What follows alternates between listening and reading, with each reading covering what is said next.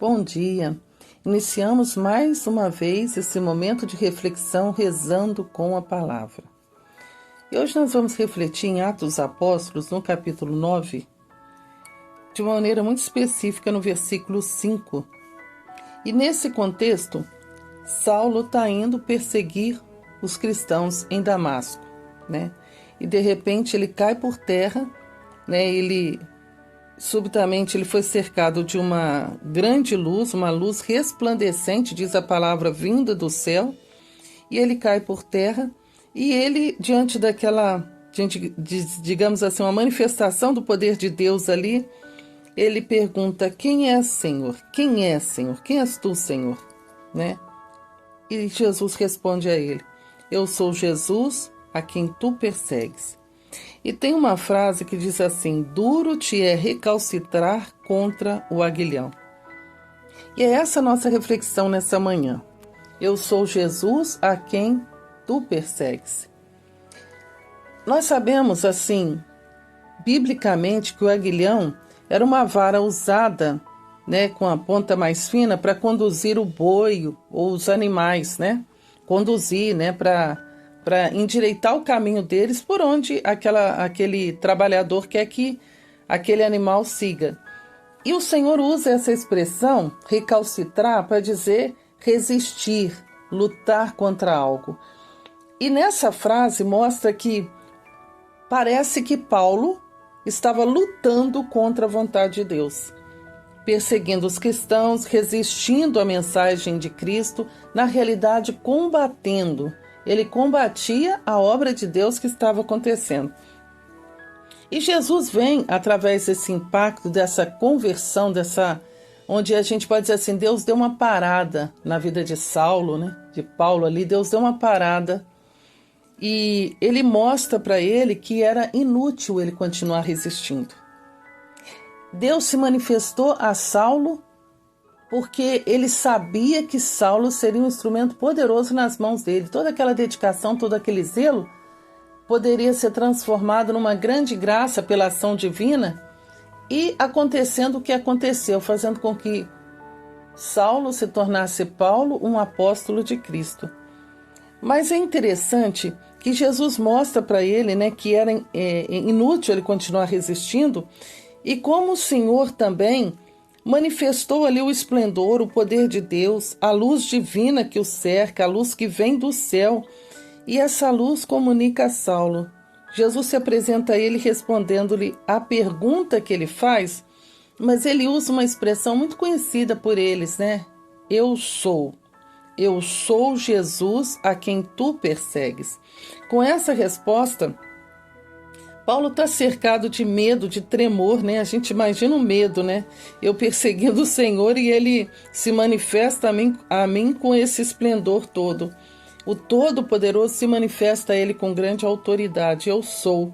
Uma expressão que, como eu disse, ele bem conhecia isso, desde lá do livro do Êxodo, né? Quando Deus diz a Moisés, eu sou o que sou. Uma expressão que referia a existência do próprio Deus. Eu sou o que sou. Além disso também, a gente vai ver lá em João, no capítulo 8, 58, quando Jesus, no Evangelho, ele vai associar também a presença dele à vida divina, e ele vai falar assim: antes que Abraão existisse, eu sou. Não, eu sou o eterno. Eu sou o Todo-Poderoso. Eu sempre existi, né? Antes, durante e depois, eternidade. Eu sou o Deus eterno, o Todo-Poderoso. Essa expressão, então, muito conhecida e conhecida por nós também. Então, esplendor à luz, Deus se manifesta a Paulo com o esplendor divino. Essa é uma das reflexões que a gente faz essa manhã.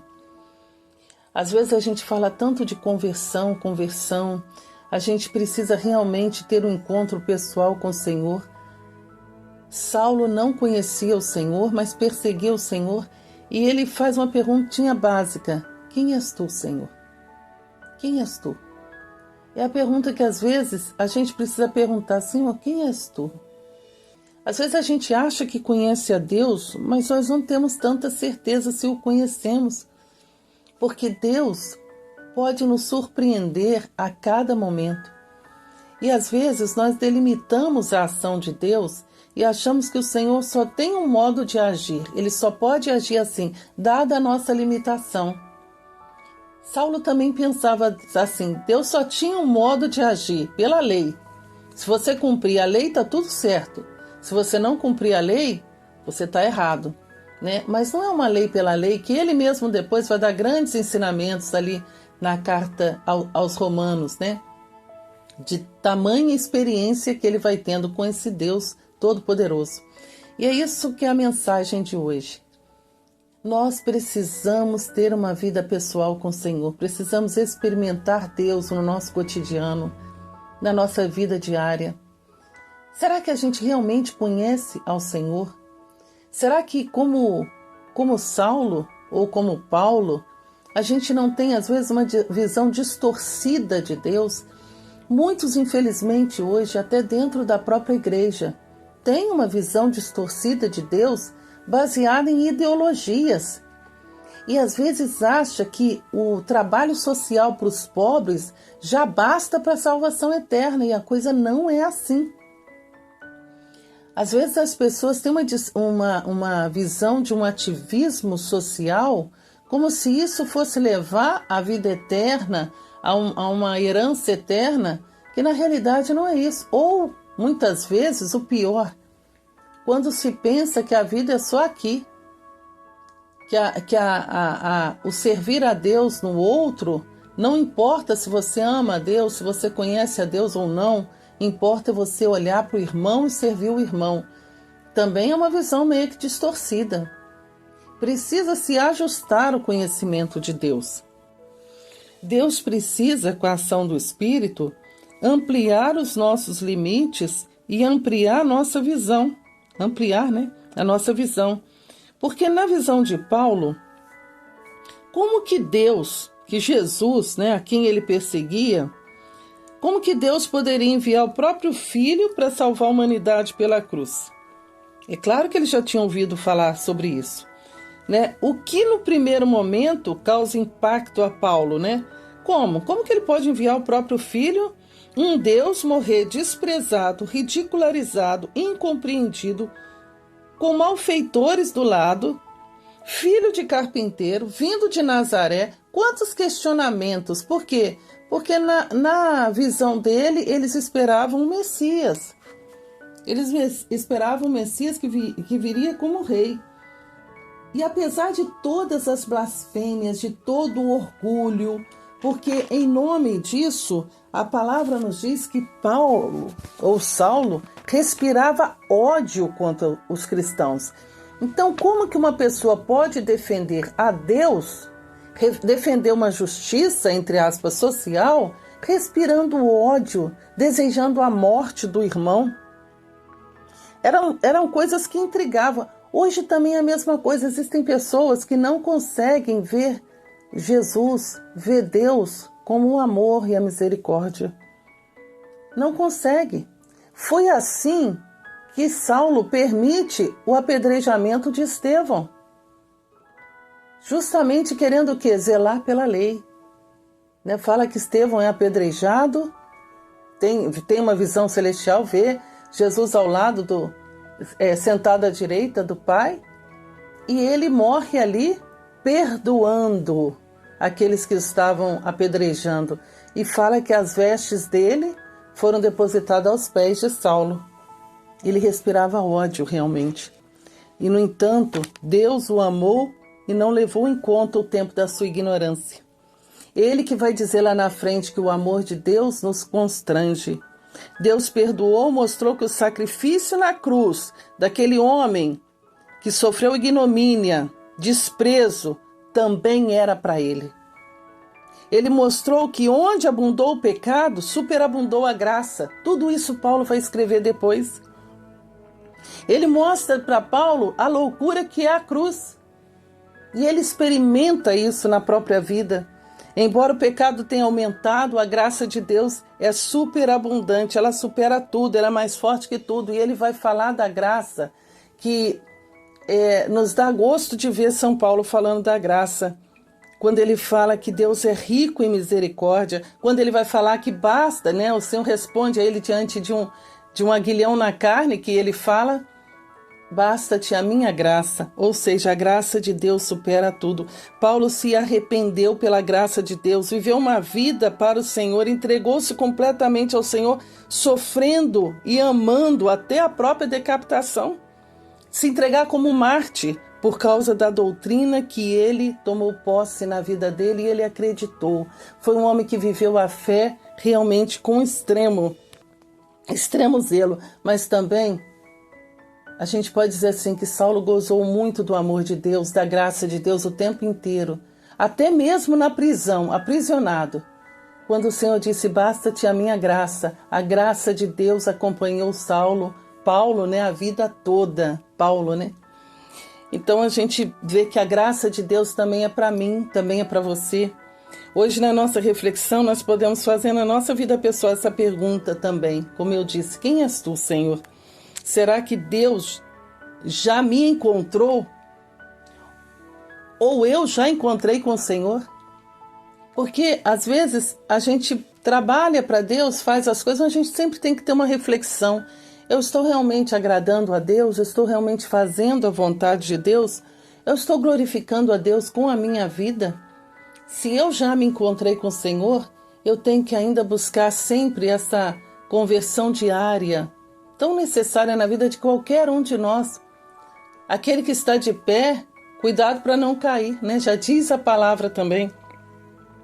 Então a gente também precisa fazer essa reflexão pessoal hoje, na sexta-feira, o dia por excelência, né? Que nós refletimos o grande amor de Deus por cada um de nós, porque o Senhor morre justamente numa sexta-feira, o dia da misericórdia, o dia da paixão. Eu preciso refletir com você hoje. Será que você não está adiando a sua conversão? Será que, como Paulo, você não anda dando desculpas para resistir ao chamado?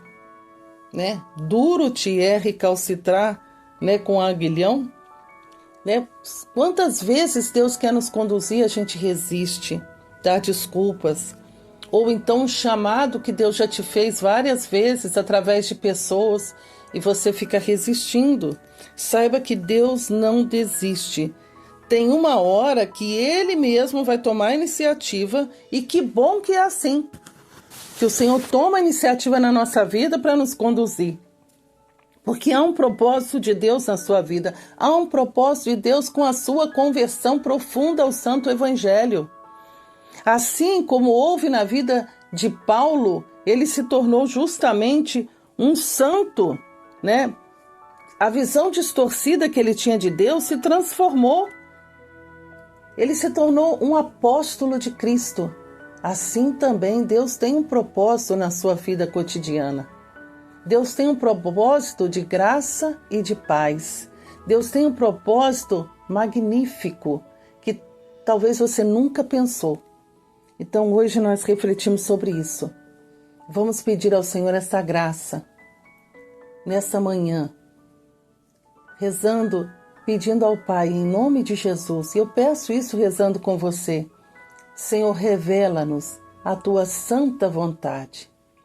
Duro dentro de nós é muitas vezes, Senhor, recalcitrar contra a tua vontade.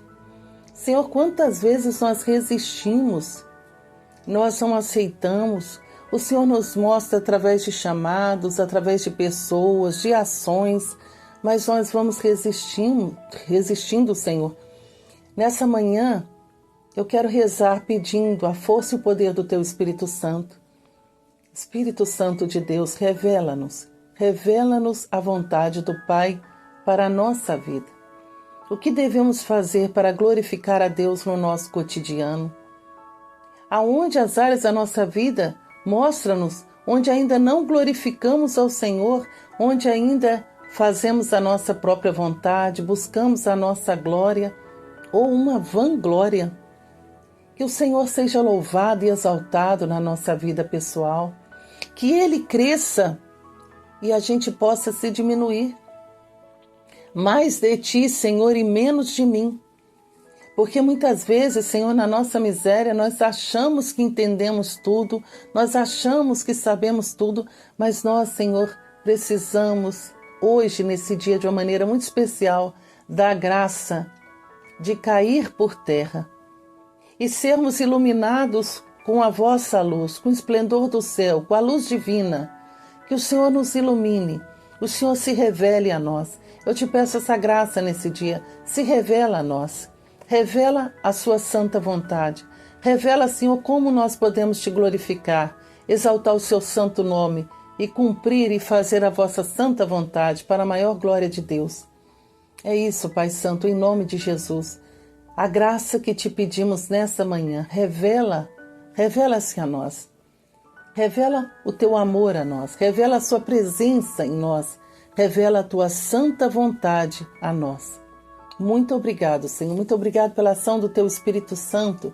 Muito obrigado por esse amor, essa bondade infinita, esse amor que nos constrange e que nos enche de graça e de paz. Amém.